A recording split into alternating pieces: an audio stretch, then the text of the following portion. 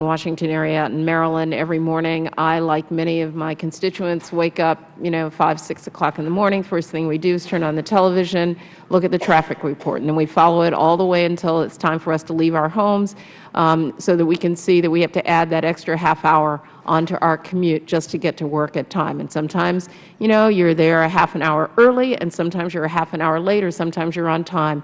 And that's the kind of time that commuters are wasting all over this country, not spending time with their families, not getting home in time to pick the kids up from daycare, because we're paying attention to our commute and because of the congestion. Yesterday, I woke up this morning and looked like a lot of us did and saw a report of a woman who was driving on the Suitland Parkway, and she was driving up under the beltway, and a block of concrete fell on her car, and she's lucky that she wasn't hurt and that other commuters weren't as well. And so now, I guess, in addition to paying attention to the drivers on the road, that we're going to have to look up to make sure that concrete doesn't fall onto our cars. This is what our commuters are facing every single day, because the infrastructure, as we've said, is falling apart. I think, while it is true that I believe that you as a Secretary and the President have an obligation to go across the country and talk to the American public about why we have to just step up and invest in our infrastructure, it's not just your responsibility. It's my responsibility to go out to our constituents in the 4th Congressional District and say, we are going to have to pay for our infrastructure, or you are going to have to watch for blocks of concrete falling on your vehicles. And I think it's going to take some combination of funding ideas. I don't like it if the administration is going to foreclose any of those, including a gas tax and a transaction tax and, this sort of one-time bringing money back. I mean, all of those things have to be on the table to fund our infrastructure, and we will have to explain to our constituents why we're doing it, why we're asking them to step up, and then trust that they will tell you just what they're telling us and you all around the country. We think that's okay, because we may not trust the way you guys spend a whole bunch of other money, but we want you to spend it on infrastructure. That's our responsibility, and I take it very seriously. In MAP 21, as you know, let me get back to this. We authorize fundamental changes in the Federal safety oversight of public transportation.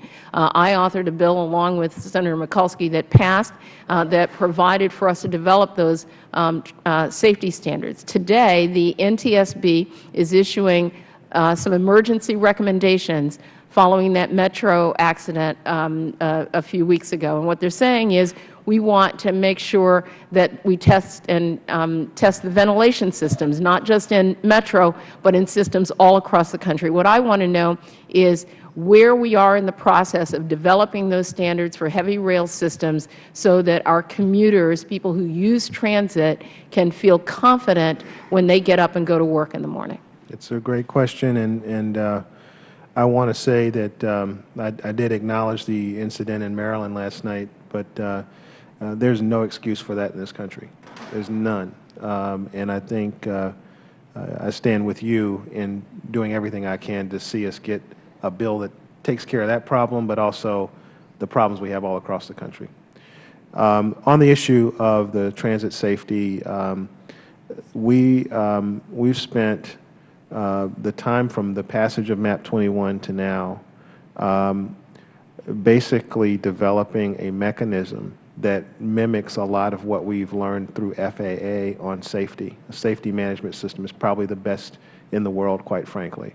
And one of the final steps we have to do in terms of providing the oversight is to push a rulemaking out that defines how we're going to implement what MAP 21 says.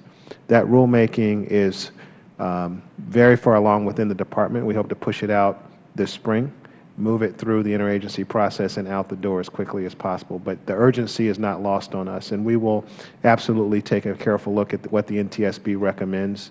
And you have my assurance we'll do everything we can to prevent these accidents from happening. Thank you, and I yield back. Thank the gentlelady. And with that, Mr. Graves is recognized for 5 minutes. Thank you, Mr. Chairman. Mr. Secretary, we haven't had the opportunity to meet yet, but your reputation universally on this